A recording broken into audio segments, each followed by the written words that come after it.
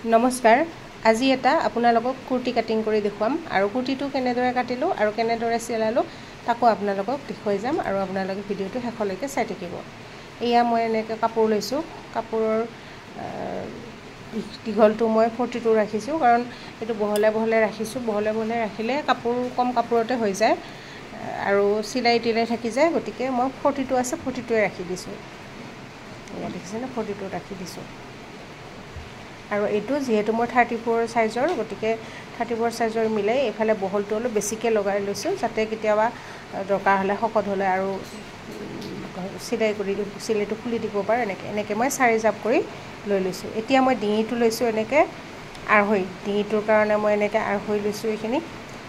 4 জাপ কৰি লোৱাৰ পিছত আৰু এতিয়া হাতখনৰ কাৰণে এটা 4 ইঞ্চি দিম মই ইয়াতে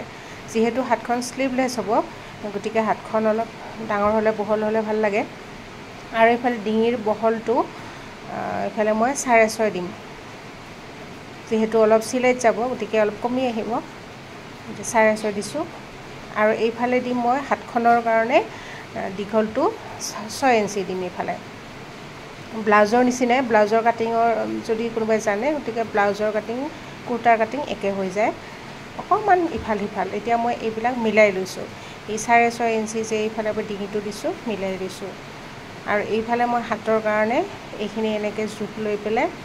1 ইঞ্চি কোণাটো জুলাই মিলাই লৈ এই কাখলটিৰ যেটো আমি কাটিব লাগে তেনেকে এতিয়া মই এনেদৰে যেনেকে আজ দি লৈছো তেনেদৰে মই কাটিং কৰি লৈছো ভিডিওটো শেষলৈকে চাই থাকিব আৰু ভাল পালে কমেন্ট কৰিব লাইক কৰিব আৰু ভিডিওটো সাবস্ক্ৰাইব কৰি দিব চেনেলটো সাবস্ক্ৰাইব কৰি দিব এয়া মই এনেদৰে চিলাব লৈছো এয়া ডিঙিটোত কাপোৰ লগাই লৈছো প্ৰথমতে ডিঙিটো চিলাই ল'ব লাগিব কাপোৰ লগাই ল'ব লাগিব তাৰ পিছত এতিয়া মই কান্ধটো চিলাম এনেদৰে দুটা সাইডৰ কান্ধ দুটা লগাই লম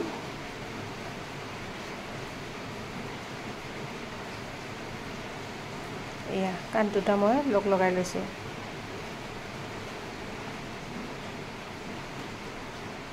এতিয়া মই এয়া হাতৰ কাৰণে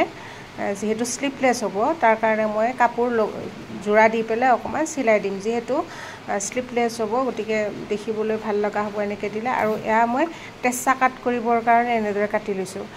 আমি ব্লাউজত যেনেদৰে পাইপিং লগাবৰ কাৰণে টেছা কাট কৰি ল'ব লাগে এনেকে টেছা কাটিং সিলাই কৰি ল'ব লাগে ঠিক তেনেদৰে মই এনেকে টেছা কাট কৰি লৈছো আৰু এইখিনি মই কাখলটিৰ যেটো হাতৰ সাইডৰ যেটো আমাৰ থাকে সেইখিনি তেনেদৰে জোৰা দিম এনেকে লগাই সিলাই এটা কৰি দিম তেতিয়া ফিনিশিংটো ধুনিয়া হৈ যায় এয়া মই হাতৰ কাখটো এনেদৰে সিলাই আছো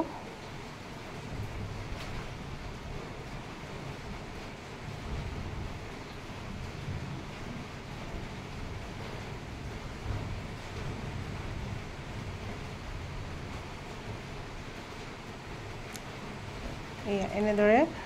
ষ্ট্ৰি নহলেও হৈ যায় এনেদৰে মই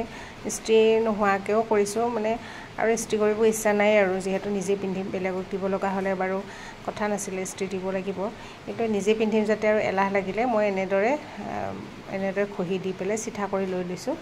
আৰু এনেদৰে চিলাইটো দি দিছো এতিয়া এনেকে হৈ গল হাতখন হৈ গল আৰু ইটো সাইড মোৰ বেক সাইডটো ইটো পিঠিৰ কাটটো অলপ বহলকে কাটি দিছো আৰু আগফালৰটো অলপ হৰুকে কাটি দিছো এতিয়া মই দুটা সাইড লগাম সিলাই কৰি লগাম আৰু ইয়াতে মই চিন দি লৈছো যেহেতু মোৰ জোখত মই চিন দি লৈছো ইয়াতে আগ কৰি লৈ দিছো আৰু 1.5 ইঞ্চি মই বেছিকে লৈছো কেতিয়াবা হকত হলে যাতে উলিয়াই দিব পাৰো সিলাইটো খুলি দিব পাৰো সেইকাৰণে মই 1.5 ইঞ্চি বাহিৰত থৈ দিছো আৰু জোখমতে মই যেনেদৰে আকিছিলো তেনেদৰে মই সিলাই দিছো এতিয়া এখিনি সিলাইখিনি হ'ল লগাই দিলো সিলাইটো দুটা সাইড লগাই দিলো আৰু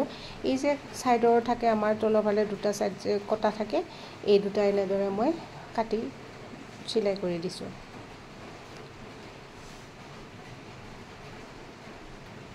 দুফালে দুটা সাইড এনেদৰে সিলাই কৰি দিছো